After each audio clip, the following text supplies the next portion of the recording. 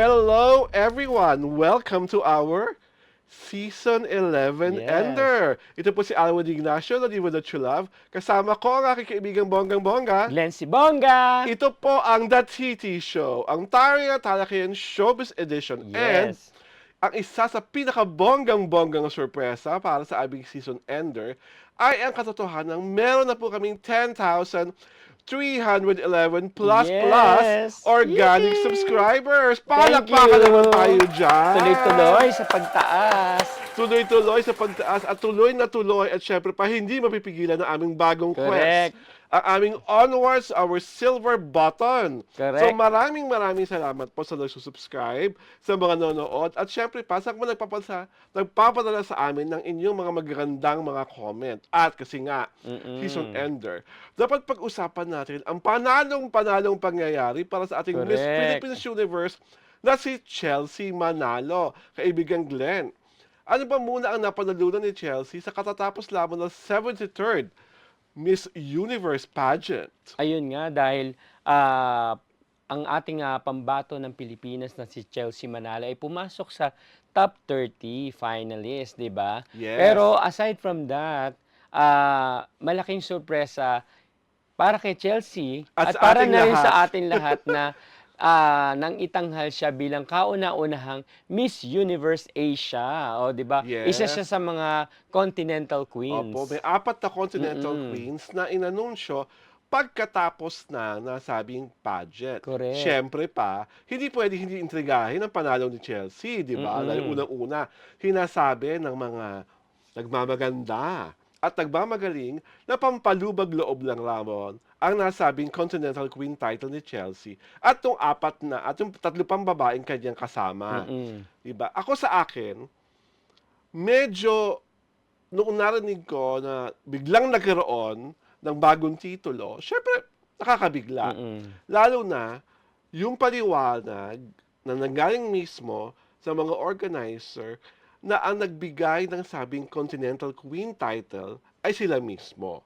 At ang nagbigay ng title ng mga runners-ups at ng Miss Universe ay ang mga hurado ng actual pageant. At sinasabi na kaya binigay itong mga Continental Queens ay para ito doon sa mga maganda ang naging performance nung preliminary. Yes. Tama ba ako, Glenn? Iba yun ang Oo. paliwanag nila. Oo. So, ibig sabihin, sa lahat ng mga kandidata ng Asia, si Chelsea ang pinakamaganda ang performance nung preliminary. Kaya yun ang malaking tanong, kung pagkahusay-husay at pagkagaling-galing pala na kanyang preliminary performance, bakit hindi nakapasok sa top 12? Oo nga, di ba? Di ba? Kasi pwede paliwanag doon, nakapasok naman ng 30. Di ba? Pero dapat pa rin pumasok. Dapat sa top 12. Ako naniniwala ko. Dapat talaga sa top 12. Dapat Pero pumasok still, siya. ang nangyari tuloy, lalo nagkaroon ng intriga yung pagkapadalo niya ng Miss Universe Asia because lalo na para sa mga Thailanders, Oo. nag-expect na sila na si Miss Thailand ang magiging Miss Continental Queen kasi di ba? Kasi si Nigeria, oo, sa South Africa. ang first Africa, runner-up, oo. ang first runner-up, siya ang queen ng Africa. Africa and Oo. Oceania ba yun? Oo, Parang gano'n. So yun lang ang mga nakakapagtaka sa mga isip ng mga tao.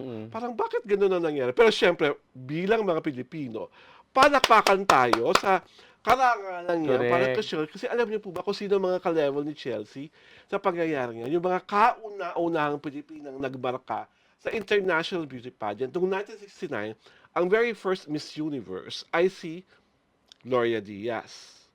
Noong 1964, naka-level ni Chelsea bilang mga first na Miss International ay si Gemma Cruz, na ngayon ay Gemma Cruz Araneta na. Oo. Noong 2003 ba yun? Si Megan Yang ay nanalong Miss World.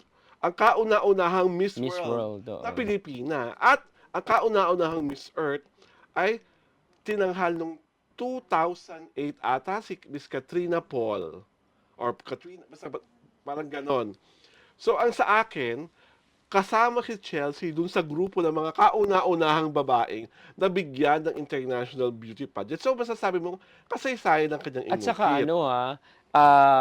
base sa explanation na nga ng organizer, hindi basta-basta yung title na yun. Kasi kasama siya ng Miss Universe mismo, ni Miss Miss Denmark, Denmark, ni Miss na mag-iikot sa iba't ibang mga bansa para i-fulfill yung kanilang duties and responsibilities, di Oo. ba? At lalo na kung ang Miss Denmark, ang reigning Miss Denmark na talagang pagkaganda-gandang babae, Oo, ang para Barbie, no? Barbie doll na nabuhay. Oo. Pag si Miss Denmark pupunta sa Asia, kasama si Chelsea and the other queens. Oo nga. Lalo pero ang top priority, pag sa Asia, si Chelsea ang kasama ni Miss Denmark sa mga pagdadalaw-dalaw sa iba't ibang mga bansa sa Asia. Pero nung hawakan na ni Miss Nigeria saka ni Miss Denmark, may biro nga ang mga netizens na parang eksena raw sa Wicked. Siya naman talaga. True. Alam mo na, 'di ba? True, wala ka na Na sumabay pa sa 'di ba, sa promo sa na promo. Wicked. Wala mo na kasi palabas ng weekend. But sa akin, let us just congratulate Chelsea for her fine Yes. performance. Nakita naman talaga natin na lumaban naman talaga si girl. Sa totoo nga lang, yung pasarela niya, yung Yung naglakad kakaiba niya, yung lakad niya, yung lakad niya noon na swimsuit, yung Oo. pasarela part ng pageant, kitang-kita mo naman talaga ng kinarir. So, nagkataon lang, hindi talaga siya gusto. At hindi siya siguro na ibigan ng mga hurado. Oo nga. Tapos Eh, nakakainis pa yung ibang netizens na Pinoy na sana daw baguhin na yung apelyido ni Chelsea na from Chelsea Manalo to Chelsea Matalo. hayaan na natin. Nako, Diyos ko. Alam mo naman na iba nating kapwa Pilipino, pagdating sa mga bagay-bagay na ganyan, sabi ko nga, Oo, nasa sila demokrasya tayo, at doon sa mga taong tingin sa pangyayaring ito, yun nga, parang Consuelo de Bobo, opinion nyo po yan. oo, Basta kaya kami lang po, dito sa Nakiti Show, tuwang-tuwa sa oo. panalong iyan ni Chelsea, dahil nga po ay isang kasaysayang maituturing. At ito Yes. na po ang aming mga makasaysayang letter senders for this week. O, di ba? Unang-una, ako muna ang magbasa, kaibigan Go. Glenn. Mula kay Alma na lang. Sana po madami pa kayong subscribers. Ay! Wow! Maraming salamat, Miss Alma. Oo. Nananalig kami na dahil sa iyo at sa mas marami pang iba, madadagdagan pa ang aming mga subscriber at maaabot namin talaga ang aming YouTube silver Oo. button. Continuously dumadami at Oo, nadadagdagan di ba? naman Basta talaga. kaibigan Glenn. At ito pa ang isang nadagdag sa ating subscriber, si Queen Rima, na sabi niya ay proud 18 here. Subscribe to your channel because of your updates on our Mahalima. Thank you for keeping us posted. Please keep the good vibe always. O, palakpakan naman natin thank you. yun, di ba? Siyempre, salamat sa mga 18 na katulad Oo, mo, Queen nakakatuwa Rima. talagang good vibes po ang hinahatid namin sa inyo every Saturday and Sunday. At ito naman mula kay Melissa Navera, my favorite host. Ay, tama! Favorite! Bias niya tayo. Bias siya Bias! kasi. At nagpapasalamat siya. Thank you po for always supporting our Mahalima. Talaga namang deserve ng Oo SB19 nga, correct. ang support ng The Supportahan, Hiti Show. correct. At Diba? sinusuportahan din tayo ng... Ng mga 18, Oo, di ba? correct. Tulong-tulong tayo sa kaunlaran at kagandahan. Correct. Basta kaibigan Glenn. Ayan, galing naman kay Net the Kid. My gosh, anong official channel nitong dalawang ito? Ang galing nyo po. Oh, thank you. 18 Taiwan here. Support you also bias Ken Susonur. Oh, kabayas mo. Kabayas mo. Mahal na mahal lalo kita, Correct. NetDeck. Kita pala Oo. tayo ng bias, para tayo maka-Ken Suson. At hello from Taiwan dyan. Hello from the 18 Taiwan. So going back to Chelsea, after this win, ano ka tingin mo ang gagawin ni Chelsea? Ayun nga. Aside of course from the travels Oo, abroad syempre. and all those things. Syempre gusto mo na ma-reunite mo syempre ni Chelsea sa family niya. Yes. At natanong din siya kung willing siya subukan ng acting. Kasi alam mo naman maraming mga beauty queens natin Oo, from pageant to 'di ba, to acting. Tandaan niyo po si Gloria Diaz ng kauna-unahang Oo. movie ay ang pinakamagandang babae sa Correct, Balat ng oo. Lupa.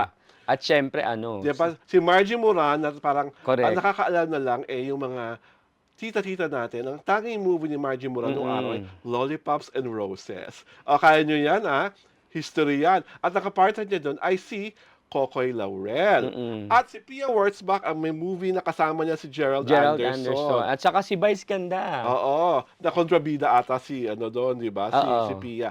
Si Catriona Gray ang parang hindi pa gumagawa ng pelikula. Pero may mga parang music video na rin Music yata. video, Oo. pero hindi pa pelikula. Ako, ang pinakagusto ko talaga sa pagkapanalo ni Chelsea is the fact that iniba niya ang pamantayan kung ano ang magandang Pilipina. She's so super brown skin talaga si Chelsea. At sa akin, dahil sa kanyang kakatangiang kagandahan, dapat ng kabahan ang mga may business ng glutathione drip, ang mga whitening, dahil obviously, Chelsea is that kind of beauty na Correct. talagang sa akin, talagang gandang-ganda ako. At if you would hear that there's a certain video being circulated in X kung saan during the press con of the Continental Queens, rinig na rinig mo ang reaksyon ng mga reporters, lalo ng mga lalaki, her face is so gorgeous. Yes. Yun ang mga reaksyon ng pagkaganda-ganda ni Chelsea. Doon sa mga taong nagsasabi na hindi siya maganda, ay, ito na po ang bagong pamantayan ng kagandahan, ang panalong-panalong si Chelsea Manalo. Correct. Dahil dyan, ito po si Alwin Ignacio, The Diva That You Love. Kasama ko ang aking kaibigang bongga-bongga. Glenn Sibonga. Ito po ang The TT Show, ang tarihan at talakayan showbiz edition.